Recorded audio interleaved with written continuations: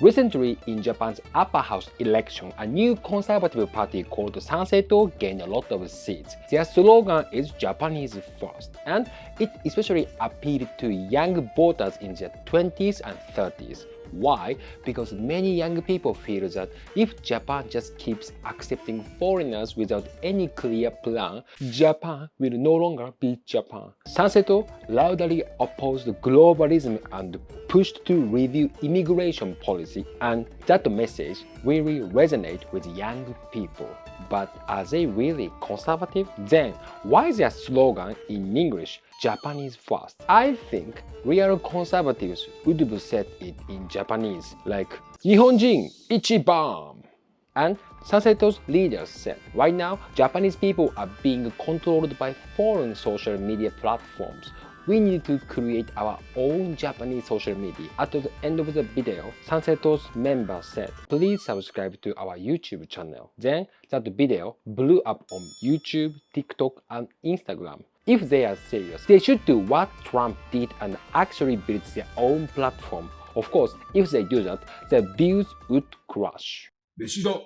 Why are people supporting Japanese first? One reason is over-tourism. Lots of foreigners are visiting Japan, and that means more noise, more littering, and sometimes bad behavior. But honestly, that's not such a big deal. They are only staying here for a short time. It's like a one-night stand. You put up with it because they are gone the next morning. And in the meanwhile, they spend money. What people really care about is immigration. Right now, immigrants make up only about 3% of Japan's population. So Western people criticize Japan. Come on, you only have a 3%. You are overreacting with your low birth rate. You should be more open. You guys need us. But the actual number of foreign residents in 2024 was 3.76 million. That's not small, right? And Japanese people have started to realize if we don't deal with this early, we could end up like some European countries where local culture has disappeared. Young Japanese are learning from European countries. I mean, European developed countries. In Europe, diversity often means respecting other people's cultures more than your own. That's why some European countries became Muslim countries. Japanese first goes viral. Snaseito's message spread fast online, and foreigners living in Japan started pushing back.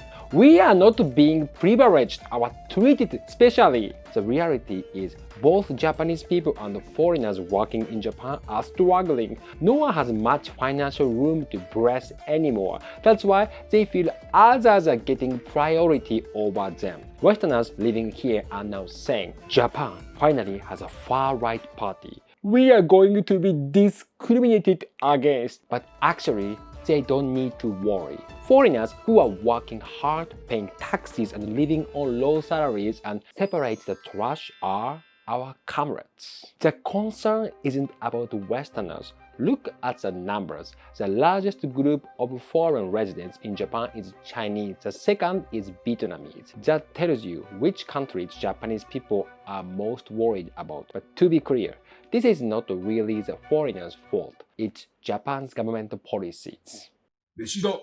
French news said that many Chinese from mainland China are going to Tokyo, saying that Tokyo is becoming the new Hong Kong because of Xi Jinping's rules and China's slowing economy. More Chinese are choosing to move to Tokyo. The main reason many Chinese go to Japan is not because they like it, but because Japanese visa rules are easy and they can invest with a weak yen. Because of this, Chinese buyers are buying lots of land and apartments in Japan. Now, with many properties owned by Chinese, rents are going up fast and more apartments are being rented illegally to tourists, saying Tokyo is becoming like Hong Kong means it could become part of China. Being part of China means becoming a special region, like a camp. This is not a fun camp. We have our history. Even worse, some Chinese in Japan are posting videos saying Japan will become part of China. These videos are going viral in Japan. Many Japanese are leaving comments, but of course,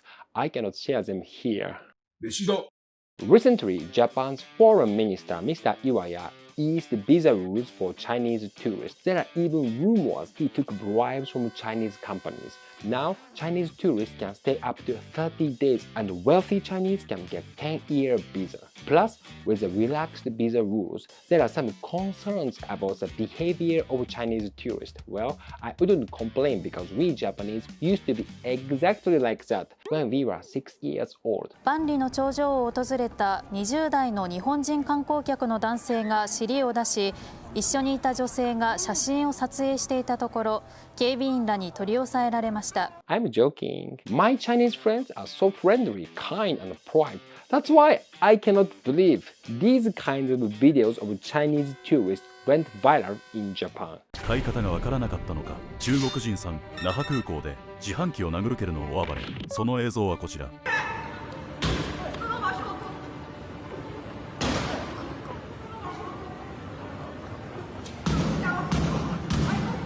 Meshida. A few years ago, Japan created a new working visa called the Specified Skilled Worker, and we lure young Asian workers with promises like Japan needs more highly skilled and creative foreign workers, so we won't make you do simple jobs. Here, you can use your high skills for creative work. For example, cleaning offices very early in the morning, working on farms in harsh conditions, and changing diapers for elderly people with dementia. That's so cool, right?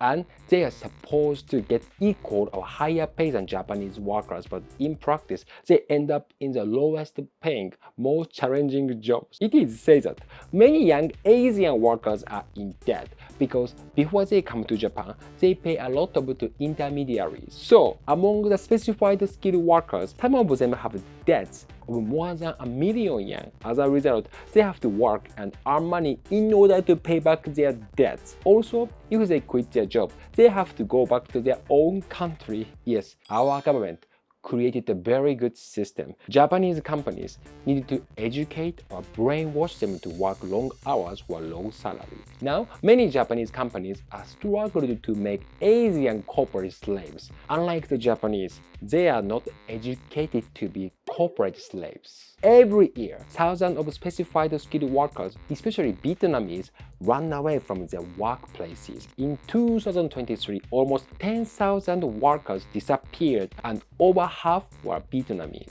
Some end up committing crime just to survive. And those Asian workers don't have many opportunities to hang out with Japanese friends. They mostly hang out with other Vietnamese friends. And some of them don't follow the rules here. And they have parties and make a lot of noise. I think all of this is the fault of our Japanese government. Meshida. In Kawaguchi City, Saitama, many Kurdish people from Turkey have applied for refugee status, causing tension with local residents. Friction is growing due to differences in rules for garbage disposal and daily life habits. There was even a case where a Kurdish man who had been convicted of sexually assaulting a middle school girl was arrested again for a similar crime. But the police didn't even announce the arrest, claiming it was to protect the victim's privacy. Locals feel the government is more interested in protecting criminals than protecting women. And Japan is starting to look like Western countries where even talking about immigration problems gets you labeled as racist. The truth is that undocumented immigrants are doing the jobs that the Japanese people want, keeping the country running. That's why we need them. That's why we must protect their rights. Even if they are here illegally, Japan is basically the 51st state of America. Right now, immigrants make up about 7 to 8% of Kawaguchi's population. That's why many Japanese see Kawaguchi as a preview of Japan's future. Because of social media, all these issues, big and small, have become visible. And that's why young people especially are starting to worry about the rapid increase in foreigners in Japan. Meshida. Thank you very much for watching this video. Now, I'm organizing my solo stand-up comedy show and comedy tour in Tokyo. If you are interested in that, please check out the link below. So, see you in Tokyo!